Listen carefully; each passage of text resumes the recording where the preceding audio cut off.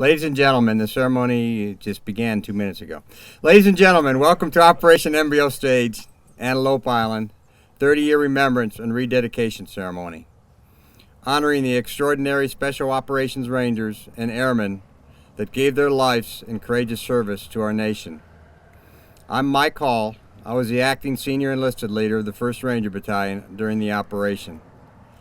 Please forgive any mispronunciations and stumbles and anyone that we failed to recognize. On Thursday, 29 October 1992, 4 MH-60 helicopters, 2 U.S. Air Force MH-60 Pavehawk helicopters assigned to the 55th Special Operations Squadron from Eglin Air Force Base, Florida, and 2 Army MH-60 Blackhawk helicopters assigned to the 1st Battalion, 160th Special Operations Aviation Regiment from Fort Campbell, Kentucky, departed Hill Air Force Base, Utah, as part of a large Special Operations Joint Training Exercise en route to Michael Air Force Base, Dugway, Utah. The mission was to provide tactical insertion of Rangers from the 1st Battalion, 75th Ranger Regiment, Hunter Army Airfield, Georgia, and operators from the 24th Special Tactics Squadron, Pope Air Force Base, Fayetteville, North Carolina, into the target area to control a follow-on parachute insertion of forces from the 1st Ranger Battalion and the 24th Special Tactics Squadron. The mishap aircraft, U.S. Air Force Pavehawk call sign Merit 84, was the number 4 aircraft in the formation with 4 crew members and 9 operators on board. Flying under rainy conditions, the formation was en route to Dugway for the insertion. 7 minutes after departing from Hill Air Force Base, Merit 84 impacted the Great Salt Lake just 300 meters north from where we're standing today. 3 crew members and all 9 of the operators were killed instantly. The only survivor was U.S. Air Force pilot Major Stephen Leshane from Eglin Air Force Base. He was rescued by 3 U.S. Army Rangers who were on board one of the helicopters in the formation. After the accident, they were dropped off on Antelope Island, where they started coordinating the initial rescue efforts. Chief Warrant Officer William Doc Donovan, Sergeant First Class Arthur McCann III, and Sergeant First Class Kenneth Turner. These men pulled a small rescue aircraft off their helicopter and paddled over a kilometer in choppy waters through a storm of rain and sleet, with flames burning in the water all around them. Fighting exhaustion, hypothermia, and the real risk of drowning in the freezing water, they continued efforts to rescue survivors, for which they were awarded the Soldier's Medal for heroism. In total, there were over 100 people who participated in rescue and recovery operations from 11 military and civilian organizations. The last body of the 12 service members killed was recovered 14 hours after the crash. Their willingness to risk their own lives in order to bring everyone home to their families deserves the highest recognition for their bravery and heroism.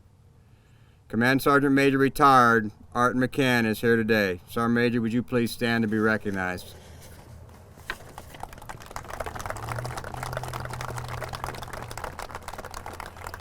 I believe we have some other folks here that were participating in that rescue operation too, if you'd sort of wave your hand.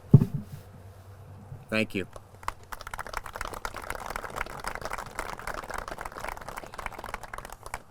This memorial was created to serve as a fitting location for honoring and recognizing the sacrifices of these men. The driving force being the late Frank Meshach, father of fallen Army Ranger Blaine Meshach. The elements took its toll on the memorial over the last 30 years, and through the lead efforts of the Combat Controller Foundation, a total restoration will be unveiled today. We'd like to thank and recognize Susan from Precious Stones Monument Restoration for the great work you're about to see. Susan, are you here? Didn't make it.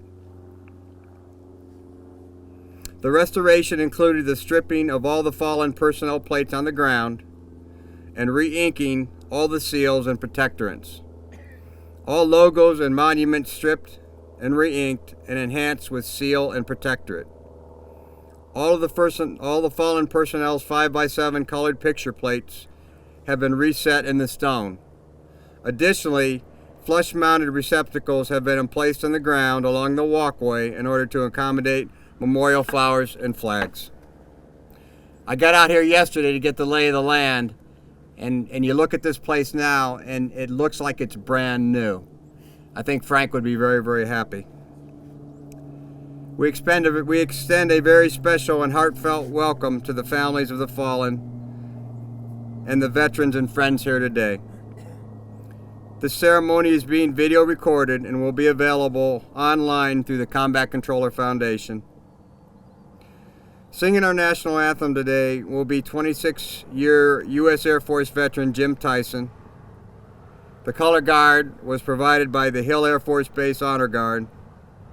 U.S. Air Force veteran Mr. Paul Kapp is the commander of the Utah Combined Veteran Honor Guard and will perform taps and a service medley.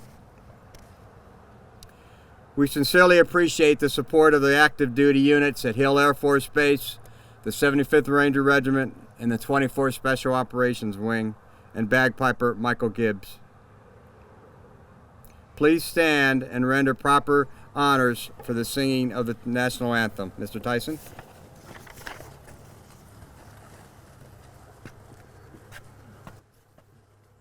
Oh, say, can you see by the dawn's early light what so proudly we hailed at the twilight's last gleaming, whose broad stripes and bright stars through the perilous fight o'er the ramparts we watched were so gallantly streaming, and the rocket's red glare, the bombs bursting in air, gave proof through the night that our flag was still there.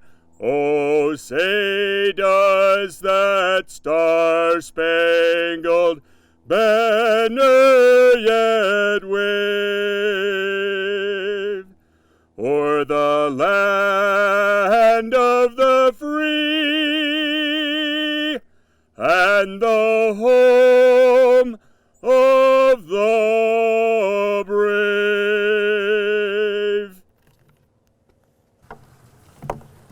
Just before I offer this prayer, I'm going to take a moment of liberty for some comments. They'll be brief. It is nothing less than the solemn observance of the 30th anniversary of the Operation Embryo Stage tragedy that's caused us to make the journey to Antelope Island today on this October day. By doing so, we've agreed to turn aside from festivity in favor of fellowship of a much more sober sort. So to focus our thoughts today, I'd like to borrow from the words of another Ranger chaplain, a much younger version of the man that I am today, who sought to express the inexpressible in a tribute worthy of the fallen. What manner of men were these? I will tell you what they were not. They were not supermen. They were not members of a super race. They were not perfect. They wore no halos. They were not bereft of fear. They performed no miracles, and while they waded through and flew over much of it, they never walked on water. Who were these men? They were husbands, they were fathers, they were sons, they were brothers, they were friends, and to some they were the whole world. But they were men of ordinary flesh and bone, but they were men of extraordinary heart, of extraordinary grit, of extraordinary courage, of extraordinary determination, who had made extraordinary commitments. They were men who answered a call in the name of freedom, liberty, and justice, They were valorous men who rallied to a call to embrace discipline, a call to set the example for others to follow. These were men who stood shoulder to shoulder as modern-day Spartans, gallant before every foe, and together with their brothers, they caused the earth to shake. Would you pray with me? Almighty and ever-living God, who makes the nations to rise and fall, and who is the Lord over life and death, on this sacred spot we remember with highest esteem, devoted respect, and yet wounded hearts, the men who fell here on a dark and forbidding night 30 years ago. Lord, today, unchanged by 3 decades, they remain to us frozen in time, forever young and full of vibrant life. Our memories of them, of their noble spirits, of their unquestionable dedication, of their quest for honor, remain for us an enduring wellspring of inspiration. Today, refresh our hearts and renew in us an understanding that these men who died in the service of this American Republic will not, cannot, must not fade away, and that time will neither dim nor tarnish the glory of their deeds nor the sting of their loss. With bittersweet tears of thanksgiving, we purpose to rededicate this memorial monument to the noblest purposes of freedom and in memory of the brave and tenacious spirits of the men whose sacrifice it has caused it to stand here. May their legacy, together with this memorial monument of mortar and steel, stand in mute testimony to their gallant souls who served and who suffered loss to keep us free. Lead us to embrace fully the legacy of valor, duty, and sacrifice of these quiet heroes who have caused our flag to fly high and with honor. Compel us and empower us to take up the light of liberty for which they gave all, so that on our watch it remains undimmed. This is our fervent hope, and therefore it is for this we pray. Amen.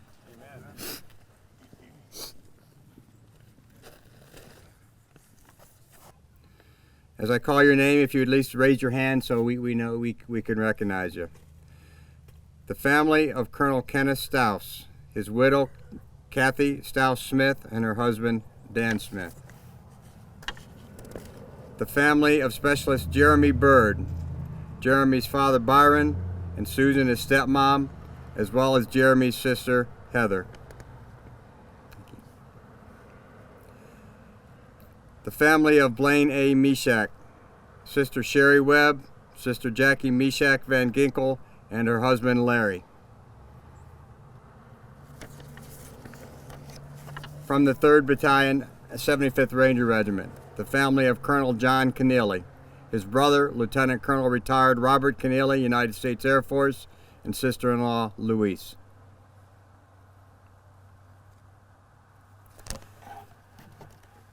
From the 55th Special Operations Squadron, the family of Lieutenant Colonel Ronald E. Picciuto, his wife Syl, accompanied by Colonel retired Warren Miller, daughter Becca, and friend of the family Melissa Randall, his brother John, and his fiancée Carolyn Dawson.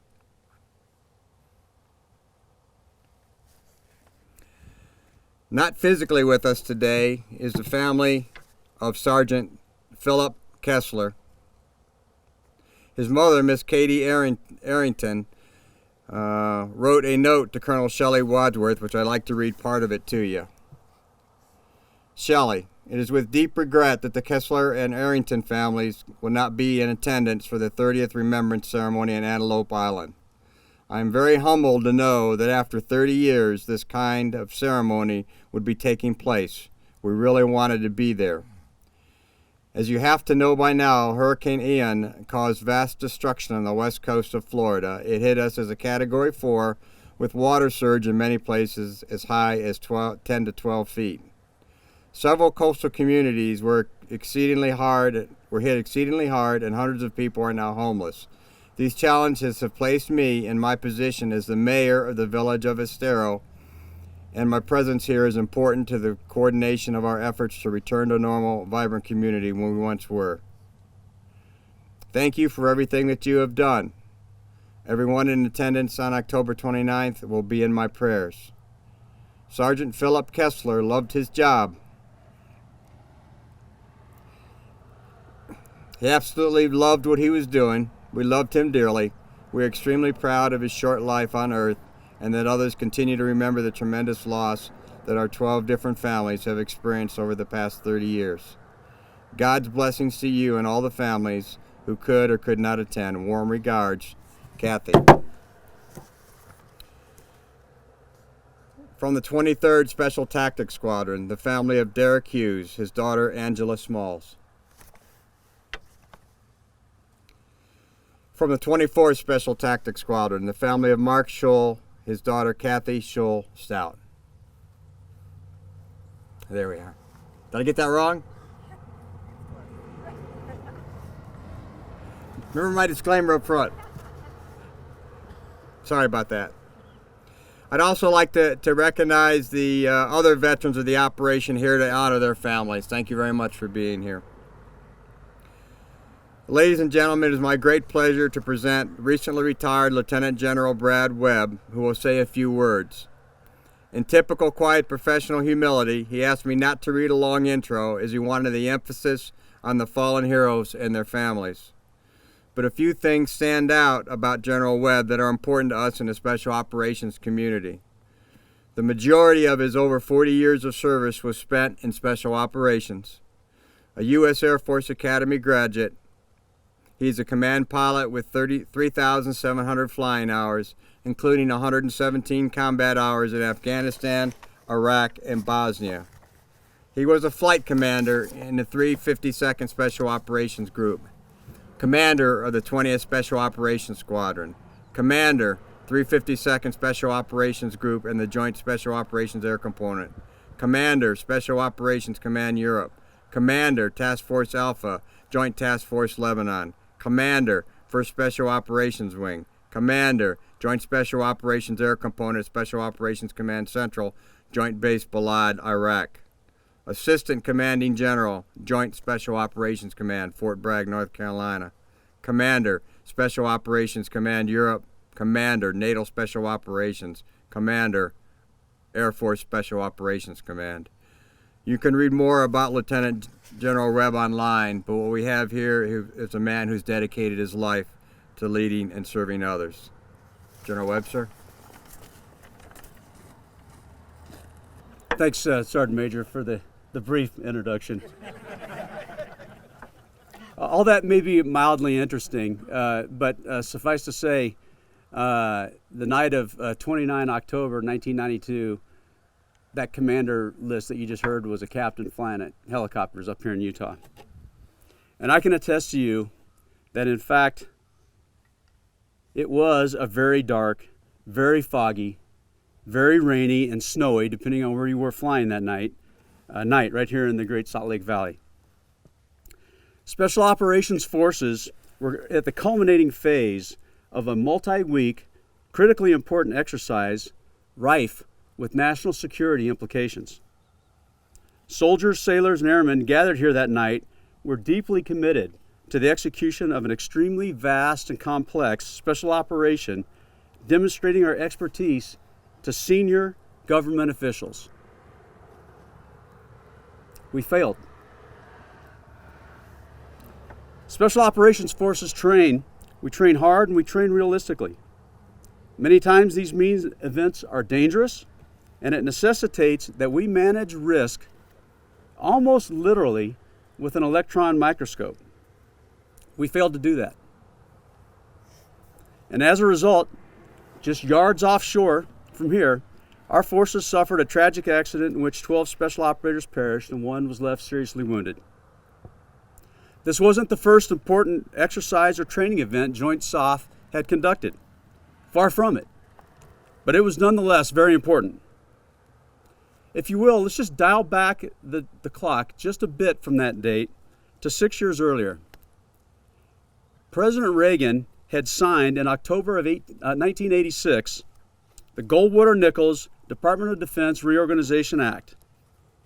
A big part of the reason that President Reagan signed this act was to get after our government's attempt to tackle the unhealthy inter-service rivalry which had emerged from the Vietnam War and had contributed to failures such as Desert One. Joint Special Operations had come a long way by 1992, even if in reality it was only 6 years distant. Still, the Joint Special Operations Force was relatively nascent. We were definitely a work in progress. We were not, in hindsight for sure, the finely honed dagger of a joint force that we envisioned ourselves to be. We were still gelling.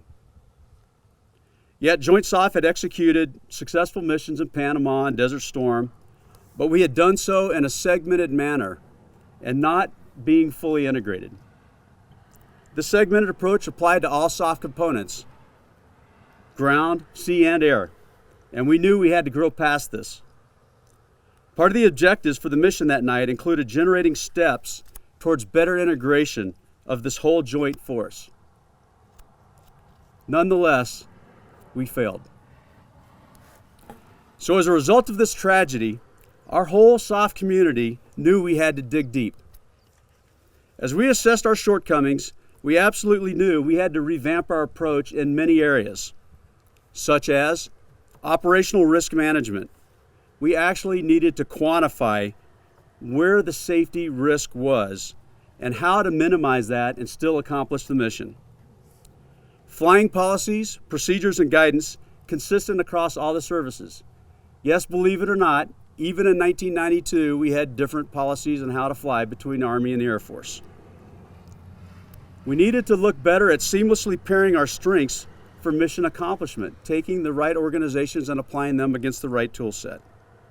And decision-making during mission execution. We simply had to ensure that this type of event never happens again. Yes, there were also restrictions, namely flight formation restrictions, painfully dictating how we would operate for the next several months. And actually, this soul-searching process went on literally for years in our respective communities. While, of course, simultaneously, several organizations and many of you, family members here, just 2 years later, in August of 1994, had taken efforts to properly memorialize this occurrence. The U.S. Army Ranger Association, the 75th Ranger Regimental Association, the Three Rangers Foundation, the Gallant Few, Sua Sponte, Hard Rock, Charlie, the Combat Controller Foundation, and the Air Commando Association all assisted with the lead of the family's efforts to erect this memorial that we see before us. How fitting a location and a structure is this? This monument appropriately memorializes these patriots, and the restoration symbolizes perfectly the commitment you all have to their memory. While it is important for us to focus on the lessons learned, it is even more important that we not forget and in fact memorialize those that have literally given their all for a righteous cause, the defense of our nation's liberty. This was the solemn purpose of every one of our special operators that night, and certainly the members of and on Merit 8-4. And again, from the 55th Special Operations Squadron, Lieutenant Colonel Randy Picciotto, Sergeant Philip Kessler, Staff Sergeant Stephen W. Kelly.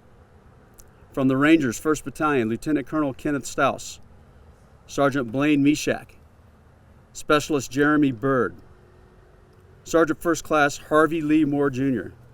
From 3rd Battalion, Lieutenant Colonel John Thomas Keneally. From the Combat Controllers 23rd Special Tactics Squadron, Senior Airman Derek C. Hughes. From 24th Special Tactics Squadron, Sergeant Mark G. Lee, Captain Mike Nazanal, Tech Sergeant Mark Scholl. So what is the legacy of this mission for SOF, respective of this accident? You all know that SOF has since been in a dogged pursuit of terrorism across the globe, before 9/11 and certainly after. SOF captured Saddam Hussein. SOF finished Osama bin Laden. And certainly SOF has finished countless ISIS and Al-Qaeda leaders and members, as we know. And yes, SOF has conducted countless other missions that aren't particularly public knowledge. And so today's extremely professional SOF force attributes this mission, and most importantly, these men, again, with finally honing that dagger that exists in the SOF force today. Today, SOF force is just as needed and relevant in facing the threat of state actors like China and Russia as it has been the last few decades in the global war on terror. Our preparation for future challenges is unrelenting. However, we do so much more fully cognizant of the importance of seamless, fully integrated joint SOF operations than we did 30 years ago. It is for this reason that we can never forget the sacrifices of these brave men. This type of tragedy will never happen again. And again, it is why I salute the efforts of those of you that keep these operators' memory alive and in such a fitting manner. In a letter to the Meshach family in 1993 regarding the then planned memorial, Chairman of the Joint Chiefs of Staff, General Colin Powell, wrote, "This memorial is a wonderful tribute and stands as a reminder of the hardships endured and courage displayed by the young men and women of our armed forces who serve in the name of freedom." These are powerful and obviously appropriate words from a powerful and respected leader. Ladies and gentlemen, thank you for being here today, and thank you for honoring our fallen. Any place, anytime, anywhere. First there, that others may live. Rangers lead the way.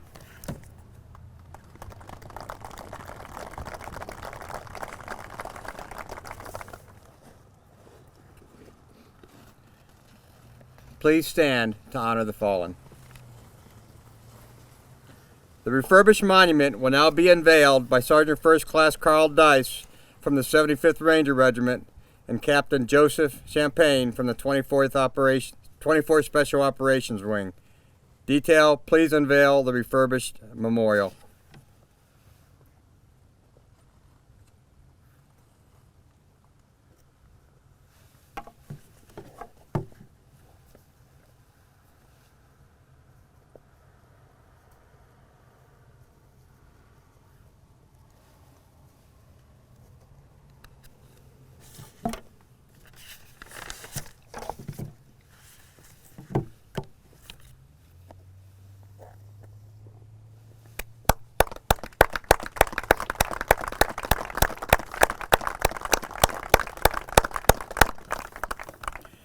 We honor and remember our fallen heroes.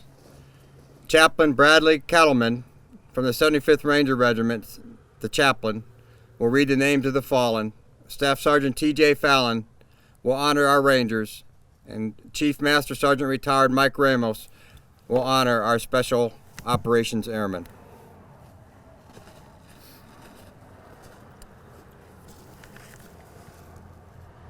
The fallen heroes from the 1st Battalion, 75th Ranger Regiment. Specialist 4th Class, Jeremy Byron Bird.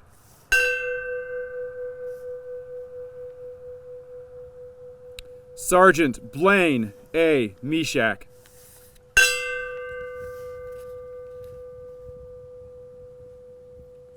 Sergeant 1st Class, Harvey Lee Moore, Jr.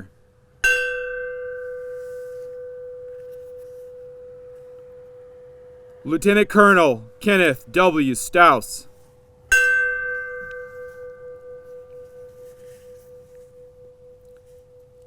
The fallen hero from the 3rd Battalion, 75th Ranger Regiment, Colonel John Thomas Keneally.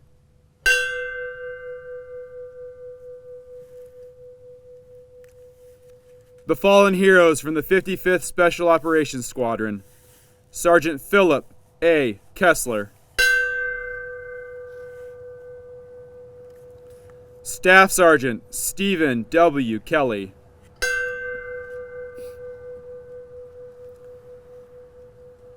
Lieutenant Colonel Roland E. Peixoto, Jr.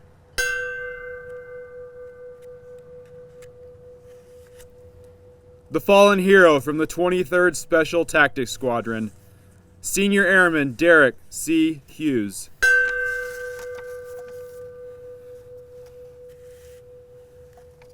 The fallen heroes from the 24th Special Tactics Squadron. Sergeant Mark G. Lee.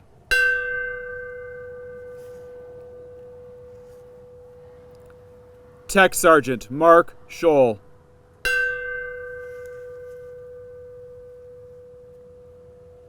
Captain Michael Nazinal.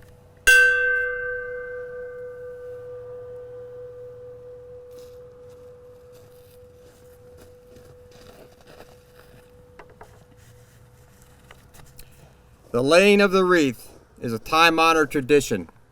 In ancient societies of Egyptians, Chinese, and Hebrews, the evergreens of the wreath were symbols of continuance of life, and the shape of the wreath is a circle as a symbol of immortality. Captain Joseph Champagne and Sergeant First Class Dice will now place the wreath at the memorial.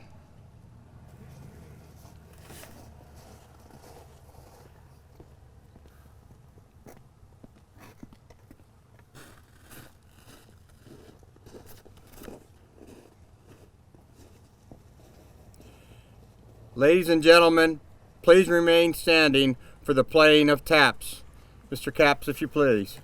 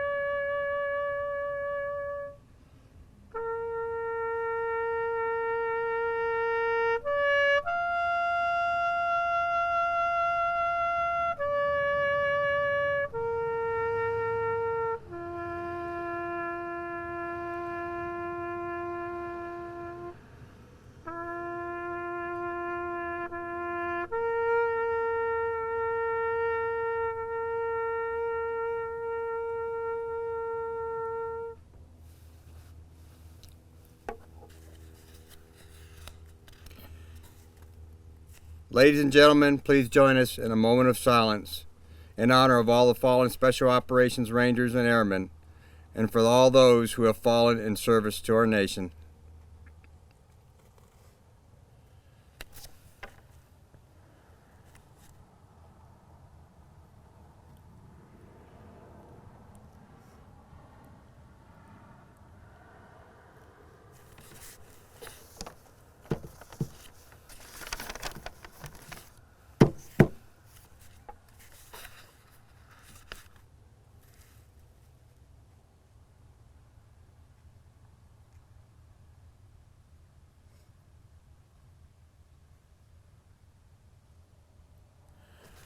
May God bless them all. Mr. Gibbs.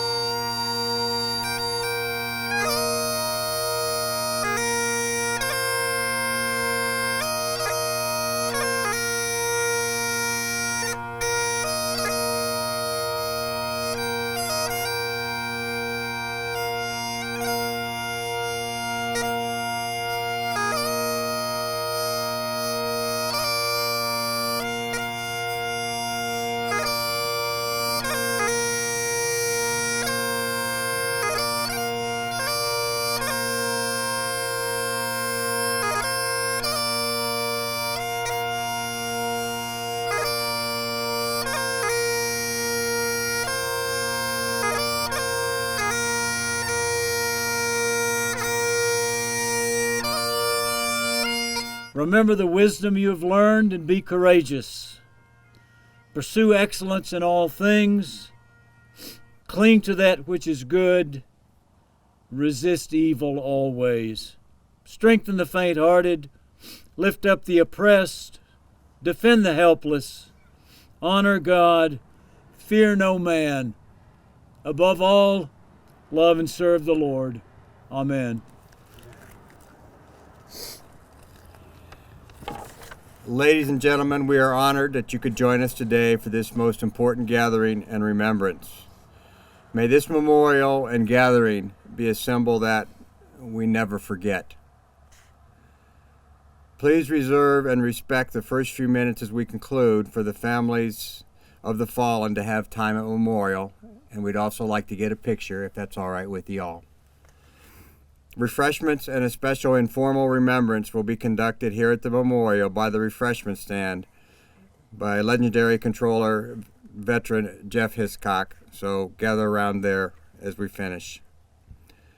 Thank you to so many that helped put this together, represented by John Glowicki, Elsa Trojan, Dave Guernsey, Brad Lentz, Gina Cabrero of the Combat Controller Foundation, Steve Berry, Colonel Shelley Woodworth in the Air Commando Association, Carl Monger of Gallant Few, First Lieutenant Victor Reyes of the 24th Special Operations Wing, Jeff Hitchcock, Jeff Wright and the U.S. Army Ranger Association, Mike Hall and the Three Rangers Foundation, Art Attaway and the 75th Regiment Association, Sheila Dudley of the Suis Sponte Foundation, Duke Durkin and the Hard Rock Charlie Foundation, Ranger Buddy Mike McKinney.